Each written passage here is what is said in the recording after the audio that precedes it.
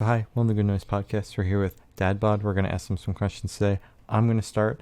So congrats on that EP release, guys. How do you feel about the reception of that so far?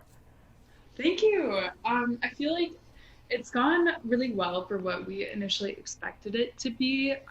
It's sort of a stripped down EP and not a full band thing. And, we kind of did it on a whim. We were going to just post it on Bandcamp, but it's been really nice to get it on all streaming platforms and have people listen. Yeah, no, everybody's been really, really nice about it. I think we, like Callie said, it kind of did it. We did it out of nowhere, and I don't know, we didn't know what to expect because of the fact that it's just a different sound than how we play live and the two other previous songs we had put out. So we didn't expect people to react poorly to it, but just you never know if people are just gonna kind of be disappointed or Yeah. But So, no, I think everybody kind of understands it's a sort of separate thing than what we usually do, and they've been very, very cool about it. So I've been really happy. so you said it was on a whim. Was this like a quarantine kind of project? Yeah. Okay. All right. You'll have to see it. Yeah. God. We're going to put out a full band EP sometime this spring originally, but, plans were foiled. But Yeah. Well, and I think too, right when everything kind of dropped, there's a local DIY label called Brace Cove that they put out an open call for people to send in demos or unreleased songs or anything like that. And so we wanted to do that, but we didn't have anything. We just decided we wanted to. And I think it was like 4 days before the submission deadline, and we had completely forgotten to do it. So we were like, oh my God. And so I record everything in my basement here. And so I threw together some instrumental tracks on something. And then Callie was where were you? You were in Maple Grove? She was out of town. She was at her parents' house. So she just sent me a bunch of iPhone recordings of her just singing. And so, yeah, I recorded a instrumental track and then kind of threw her iPhone vocals in and chopped them up and put them in places. And that ended up being 4/9, which is the first track on the album. Mm-hmm. And so we submitted that to that compilation, and it worked out so well that we were just kind of like, well, why don't we just do this for a couple more songs? And Wow. so it was originally, we thought it was going to be a really quick thing where we just did that. And then, of course, it ended up, we spent more and more time on it. And eventually it turned into what it is. And we're really happy with it. But I think it definitely ended up being a little bit more time consuming than we initially thought. Yeah. Well, when you got All nothing right. but time, I mean, doesn't Right. really matter. Yeah. So, Doesn't really hurt. So, what was your headspace like while making that, I guess? Yeah, I mean, I don't know. I'd say it kind of came in bursts. Yeah. Like we would feel really motivated to get stuff done. Like there wasn't much else we could do. So I feel like it would come in bursts because then there'd be times where I'd be like, oh, this is something I have to do rather than something I want to do. So I think that might be why it took so long. But Well, also just we had, with COVID and everything, it was definitely on and off because there was a period where we just didn't feel comfortable getting together and doing stuff. So that makes it a little difficult. And then obviously then too, we're in Minneapolis. And so like a lot of stuff has been happening in Minneapolis that also kind of just, when those things are happening, music doesn't seem all that important. So that was definitely something where it was like, well, I don't want to record today. Yeah, that's valid. Yeah, and so there was just a lot of I think originally we were actually supposed to hypothetically put the EP out a month before we actually did, and then with everything going on, we were just like, that doesn't make any sense. I don't know why we do that. So it had a lot of starts and stops, both on our part and also just kind of the world being the world around us. But yeah, I mean, to say it was like difficult, that's disingenuous because it's music. It's not hard, that sounds like such a whiny thing to say. But at the same time, it can be hard to find that motivation when everything's going on around you to make it and get it done. That makes sense. yeah. So you said that this is different from your usual stuff, but is there anything you would do different on your next release that you didn't get a chance to do on this EP? I would say definitely adding in the rest of the band. So it'd be so much fun to like start recording the other parts and be able to show, I guess, people outside of Minneapolis what Dad Bod sounds like, what we sound like full band.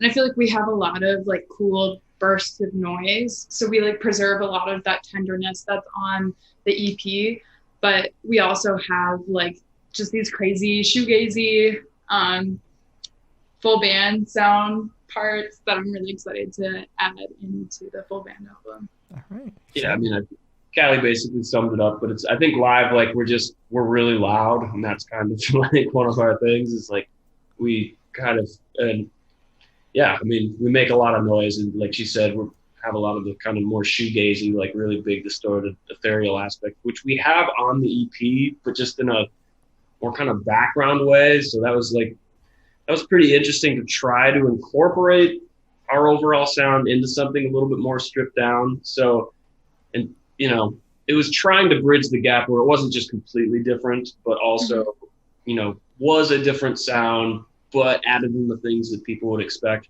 But yeah, it'll be really nice to just go back to having it just the full on. And I think honestly, for me, it did also change the way I think I'll think about the new recording, because we'll have all those full band aspects, but I think we also did a good job of like, or not a good job, but we figured out ways to work in more of a quiet, like low key way that we maybe wouldn't have before, that we can also incorporate. So it'll kind of be a two-way street of going back to that loudness and going back to that, but also like, I know right now we're definitely writing things a little bit more low key than we would have previously. So yeah, it'll be interesting to see how they kind of merge together.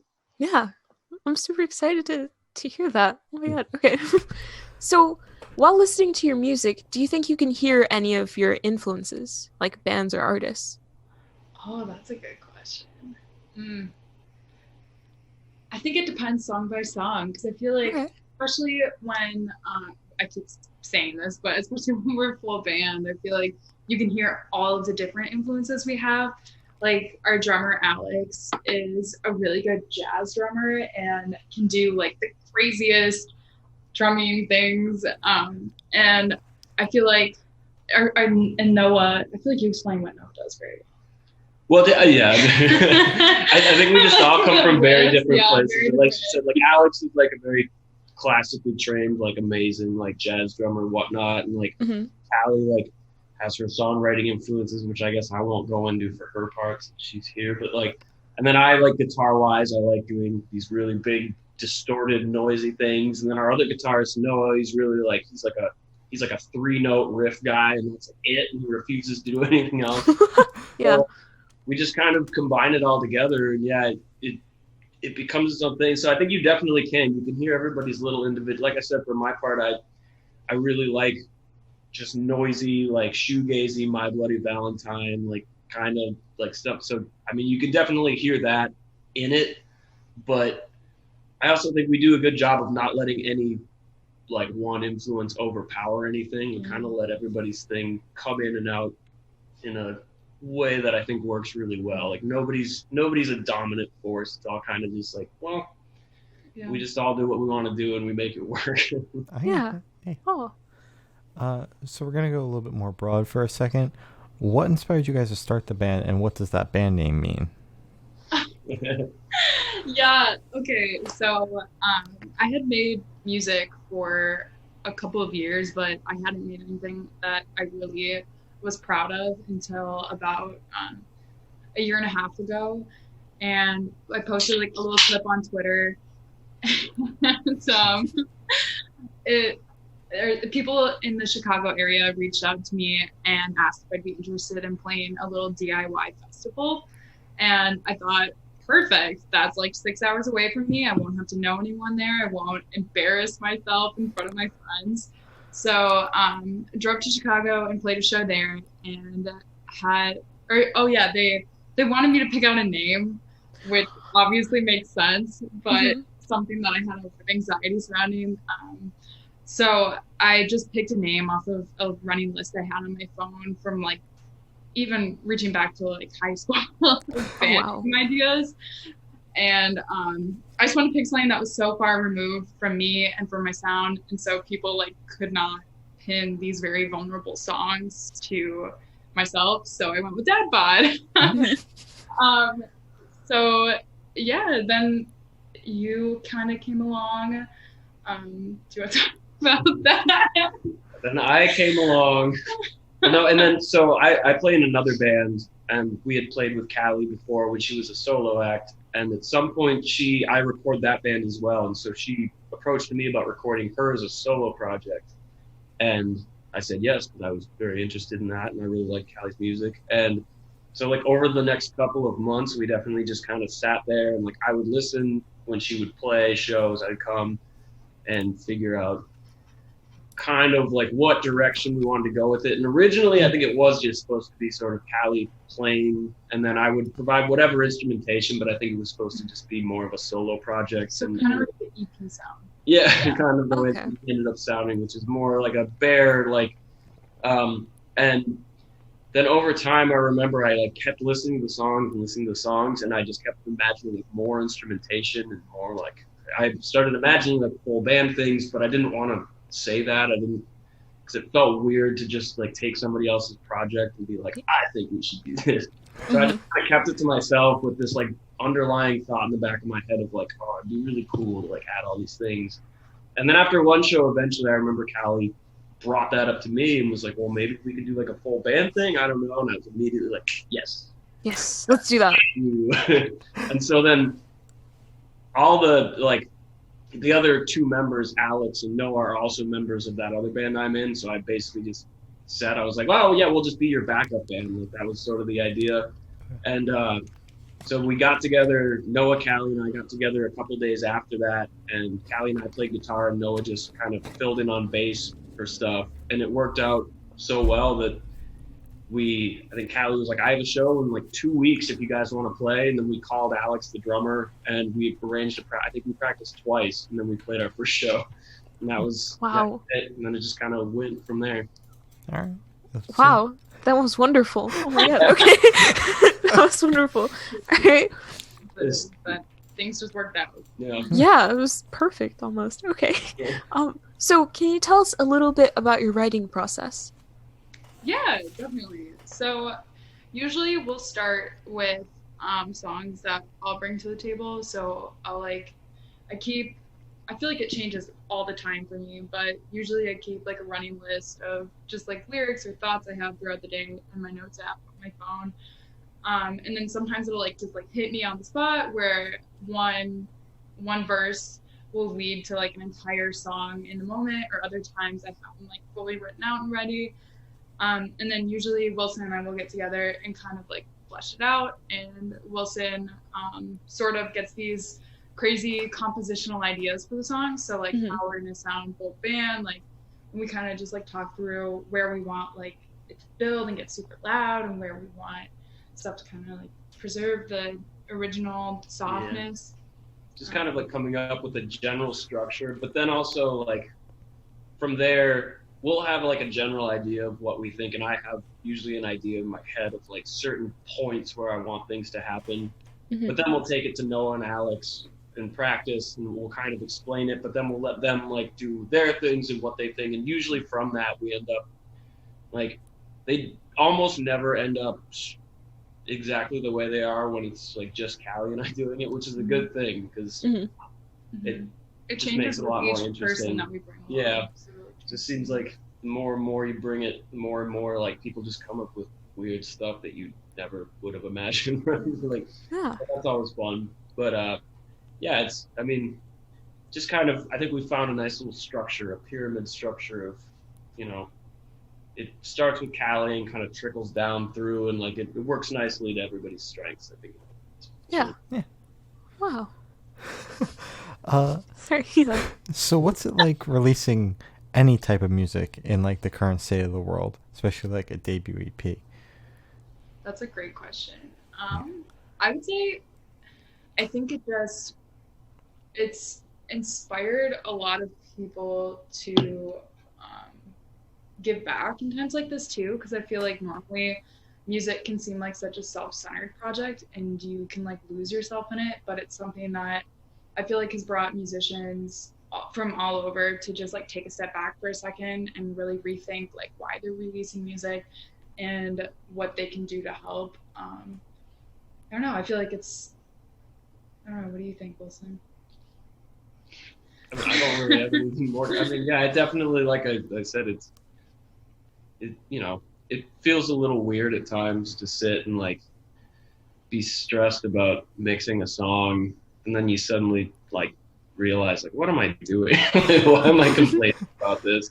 This is like the dumbest. Especially, it's like, just to even have the opportunity to do that, to like record your own music and put it out into the world and do any of that. It's like, well, okay, I'm an incredibly privileged person. Why am I complaining? So yeah, it definitely helps you to step back and just kind of enjoy it more, maybe, because you just realize how not pointless it is. It's not a pointless thing, but it's I feel like music, art. Music it should be enjoyed, and I think with this, it kind of worked out too with this EP because it feels so, like we said, it's not it feels almost like a mask. It's not the real thing to us, right? It's like, it's this acoustic thing. It's different. Like, so it almost felt more like it felt a lot easier to put it out into the world right now because it's not that it didn't feel important to us, but it felt a lot more just kind of like, we're just putting it out here because we just want to. Yeah. And we just need to, versus something where like we had been building up to it for so long. And like, I think we kind of made sure of that as well. Like, we didn't really promote it. We just kind of would very vaguely be like, we're putting something out at some point here. Yeah, nice, simple. Yeah, maybe like a week before it came out was when finally we started to like push it in any real way. But yeah, I don't, music usually feels super isolating to me, at least, or like it feels like something that like I'll write something and it's like for myself. I don't know, but I feel like it's reminded me how much it brings people together and how much like I can get from putting it out and from like being okay with those emotions I felt, and how much other people can interpret it their own ways and hopefully find like some peace within that. But... Wow. Okay.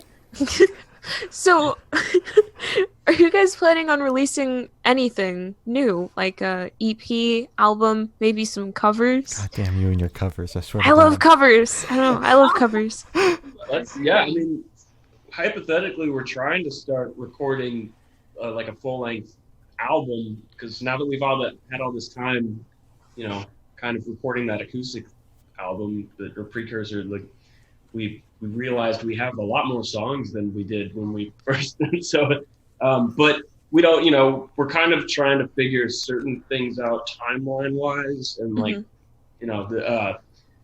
something's gonna start being recorded soon. We just don't really know what.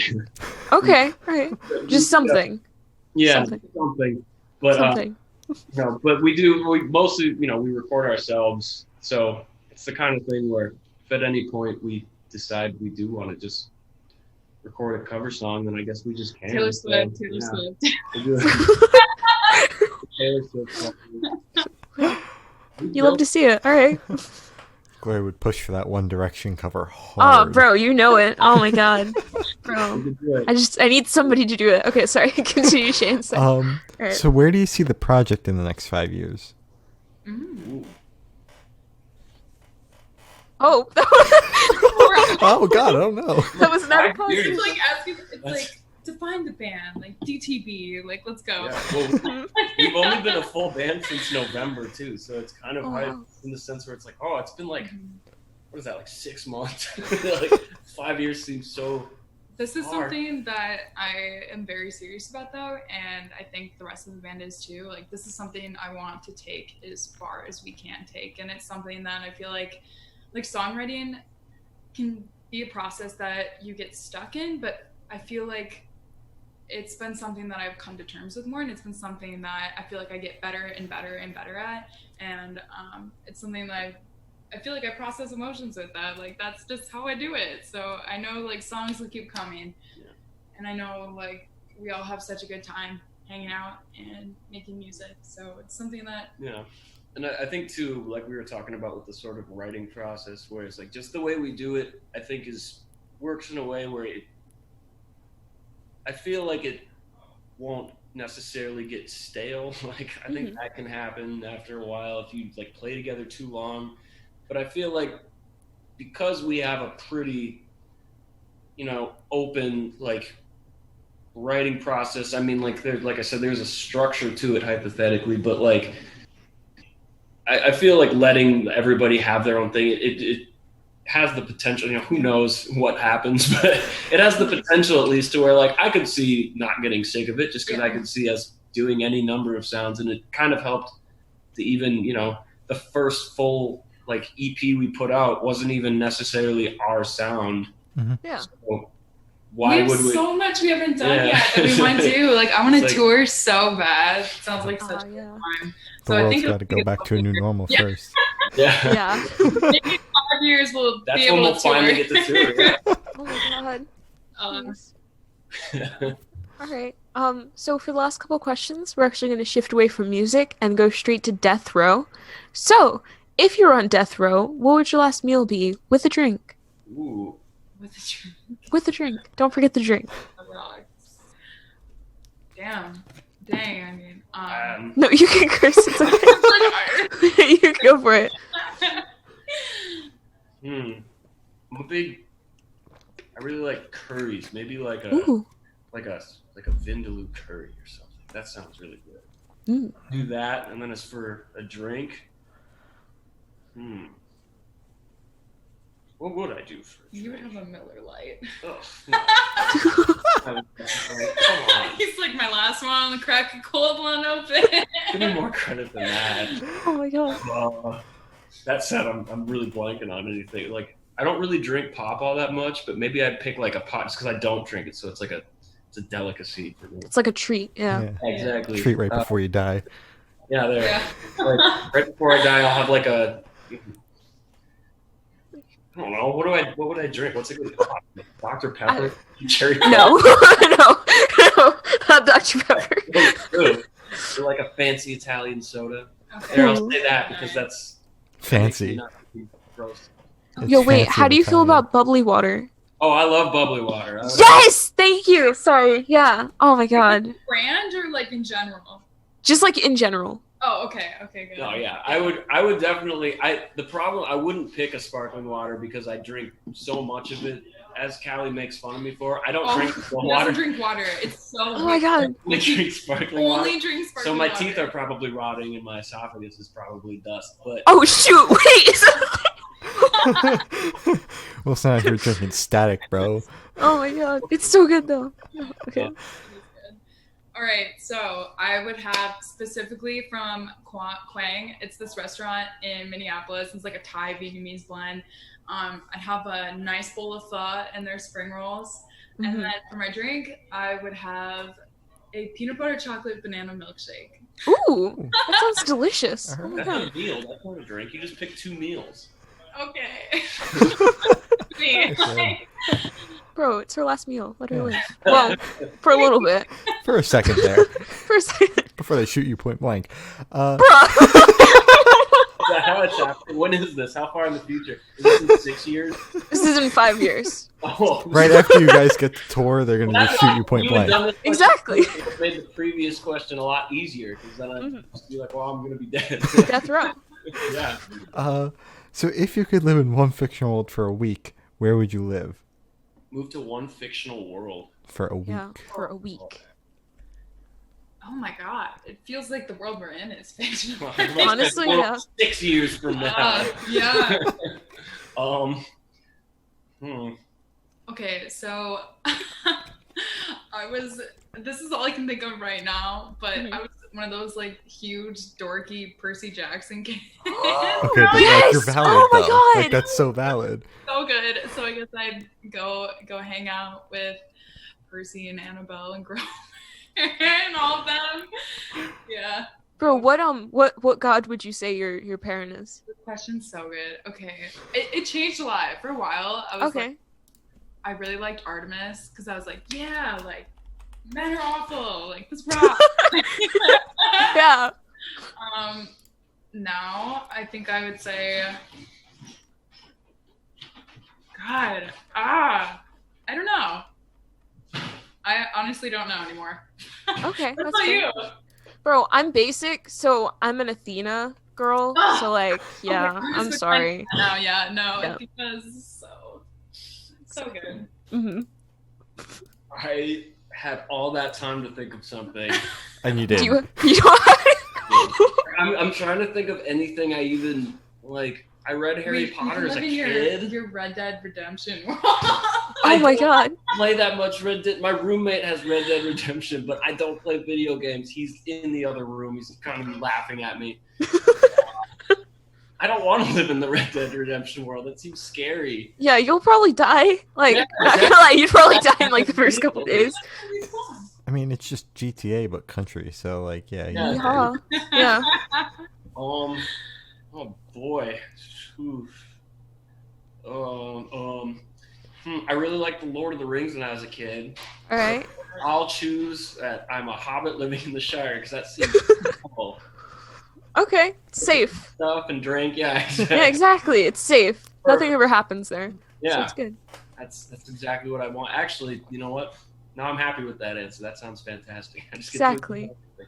Yeah, because some people are just like, I just like to live in the Lord of the Rings world. And I'm like, bro, it's dangerous. You gotta specify where you want to live, or else you're gonna die in like the first like day. So, yeah, Also, far away from everything as possible and ignore it. exactly. Sounds good. So I have the honor of asking the last question. Everyone we've spoken to have said it's the most important question. Oh boy. What is your favorite color? I hate this question.